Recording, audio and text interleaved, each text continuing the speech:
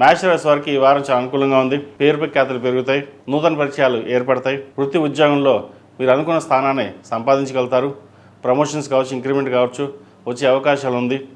వీరికి ఏనాడ్స్ అని నడుస్తుంది. ఏనాడ్స్ అని ఈ వారం అంత అనుకూలంగా లేదు. అయినా పట్టుదల కృషితో ముందుకు సాగుతారు. ఏదైనా మనం కష్టపడాలి, పైకి ఎదగాలి అన్న భావన ఉంటుంది. దైవ దర్శనాలు, విహారయాత్రలు చేసే అవకాశం గోచరిస్తోంది. బంధుమిత్రులతో కలిసి కాలాన్ని ఆనందంగా గడుపుతారు. అదేవిధంగా విద్యా సంబంధించిన విషయ వ్యవహారాలు చక్కగా ఉన్నాయి. పై చదువుల కోసం చేసే ప్రయత్నాలు ఏవైతే ఉన్నాయో అది వీరికి ఫలిస్తుంది.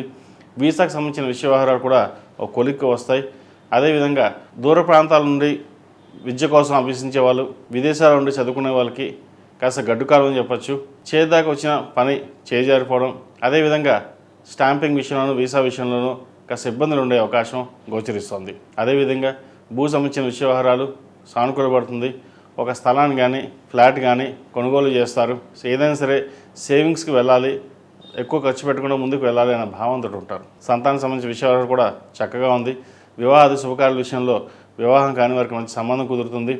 అదేవిధంగా జీవిత భాగస్వామి అండదండలు బాగుంటాయి. జీవిత భాగస్వామి సపోర్ట్ తోటి నూతన వ్యాపారాన్ని ప్రారంభించడానికి ప్రయత్నాలు ప్రారంభిస్తారు. అదేవిధంగా ఆరోగ్య విషయంలో కొన్ని జాగ్రత్తలు తీసుకోవడం చెప్పదగినది. స్కిన్ ఎలర్జీ, సైనస్, అదేవిధంగా స్పైన్కి సంబంధించిన ఇష్యూస్ ఉండే అవకాశం గోచరిస్తుంది. ఈ రాశిలో జన్మించిన విద్యార్థులకు కాలం చక్కగా ఉంది. పరీక్షలు దగ్గర పడుతున్నాయి. దక్షిణామూర్తి స్తోత్రాన్ని పఠించి దక్షిణామూర్తికి అభిషేకం చేయడం చెప్పదగినది. అదేవిధంగా పిల్లలు దక్షిణామూర్తి రూపుని మెడలో వేసుకోవడం చెప్పదగిన సూచన. ఈ రాశిలో జన్మించిన స్త్రీలకు వృత్తి ఉద్యోగపరంగా, వ్యాపారపరంగా చాలా అనుకూలంగా ఉంటుంది. వైద్య వృత్తుల వారికి చాలా అనుకూలంగా ఉంది. సినీ కళారంగాల వారికి మంచి అవకాశాలు కలిసి వస్తాయి. టెక్నీషియన్స్కి అనుకూలంగా ఉంది. చిరు వ్యాపారస్తులు సైతం ఈ వారం చాలా వరకు లాభదాయకంగా ఉందని చెప్పచ్చు. అదేవిధంగా రాశ్యాధిపతి, అష్టమాధిపతి అయిన కుజుడు దశమంలో ఉన్నారు. ద్వితీయ సప్తమాధిపతి అయిన శుక్రుడు దశమంలో ఉన్నారు. రాశ్యాధిపతి, అష్టమాధిపతి అయిన కుజుడు దశమంలో ఉన్నారు. పంచమాధిపతి అయిన రవి దశమంలో ఉన్నారు. అదేవిధంగా తృతీయ షష్టమాధిపతి అయిన బుధుడు కూడా దశమంలో ఉన్నారు. వివాహాలకు సంబంధించిన విషయవహారాలు మంచి సంబంధం కుదురుతుంది. సంతాన ప్రయత్నాలు చేసేవారు కూడా చాలా అనుకూలంగా ఉంది.